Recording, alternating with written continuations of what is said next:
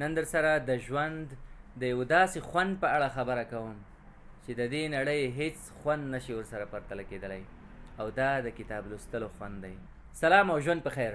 په دې هیله چې ژوند به مو ښه روان وي او تاسې به زښته ډېر پکې خوشحاله یئ. له ژونده به خوند اخلئ او د نوي څه زده کولو په لټه کې به یئ. که کله د کتاب لوستلو په خوند باندې روږدي شولئ، د ژوند خوند مو له هماغې شېبې پیلېږي. یوه خبره بله هم دلته یادونې وړ ده چې باید هرومرو یې در سره شریکه کړم او تاسو ترېنه خبر کړم. کتاب لوستل له موږ او تاسې نه مثبت فکره انسانان جوړوي. مثبت فکره انسانان مهربانه انسانان وي، او مهربانه انسانانو ته زموږ او ستاسې په جنګ ځپلې ټولنه کې زښته ډېره اړتیا ده. زموږ او ستاسې په کورونو کې اړتیا ده ورته. موږ او تاسې باید کتاب لوستل له خپلو کورنیو لومړی پیل کړو، او په ځانګړي ډول له مېرمنو نه، ځکه ښځې زموږ د کورنیو اصلي غړي دي. هغوی ټوله ورځ په کور کې وي، له ماشومانو سره هم هغوی وي، که څوک راځي هم دوی ورسره وي. یعنې د کور اصلي غړي هم هغوی دي. ټوله ورځ هم هغوی په کور کې وي، ټوله شپه په کور کې وي، 24 ساعته سرویس په کور کې ورکوي. موږ او تاسې خو له کوره وځو، مازدیګر راځو، سهار وځو، مازدیګر راځو، بس همدغه مو کار دی، ځکه روزګار خو به هم کوو. نو زه وایم چې تاسې کتاب لوستل له خپلو کورنیو پیل کړئ. که چېرته مو په کورنۍ کې یوه هم باسواده ښځه وي، هغه دې نورو ته کتاب لوستل پیل کړي، کتاب دې ورته لولي. که هغوی سواد لري که نه لري، کتاب که نشي لوستلی هېڅ ستونزه نشته. یو نفر چې کتاب ولوستلی شي کافي ده چې هغوی له کتاب نه یو بهترین څه واخیستلی شي او خپل ژوند پرې بدل کړي، یوه ښه ژوند بڼه ترېنه زده کړي، مثبت فکره انسانان ترېنه جوړ کړي، او په پای کې مهربانه انسانان ترېنه جوړ کړي. زموږ او ستاسې د خلکو دغه جنګي مزاج بې له کتابه بل هېڅ څه نسي ختمولی. یوازې کتاب دی چې د خلکو جنګي مزاج ختمولی شي او له دوی نه مثبت فکره او مهربانه انسانان جوړولی شي.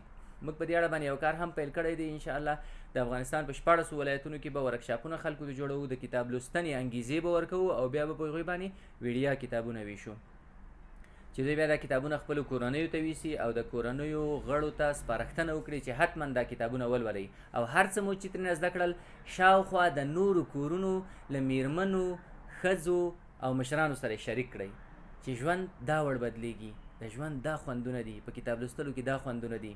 نو ځکه زه وایم چې د کتاب لوستنې خوند د دې نړۍ د دې خاورینې له هېڅ یو خوند سره نشي پرتله کېدلی.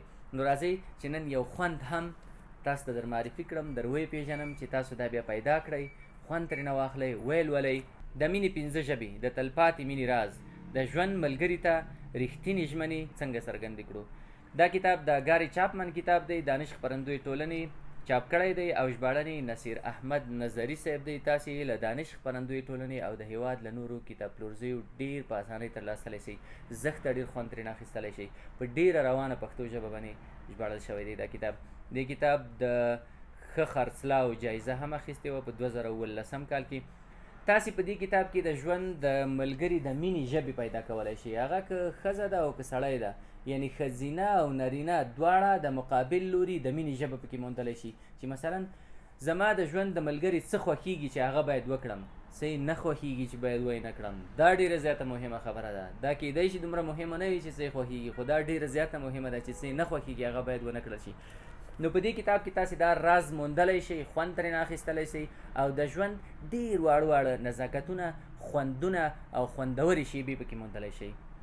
راځئ دا کتاب ولولو، راځئ د کتاب لوستلو فرهنګ په هېواد او شاوخوا خلکو کې عام کړو چې همې ژوند بدل شي، همې ذهن بدل شي، او همې جنګي مزاج له منځه لاړ شي. په همدې هیله ژوند خوشحاله اوسئ.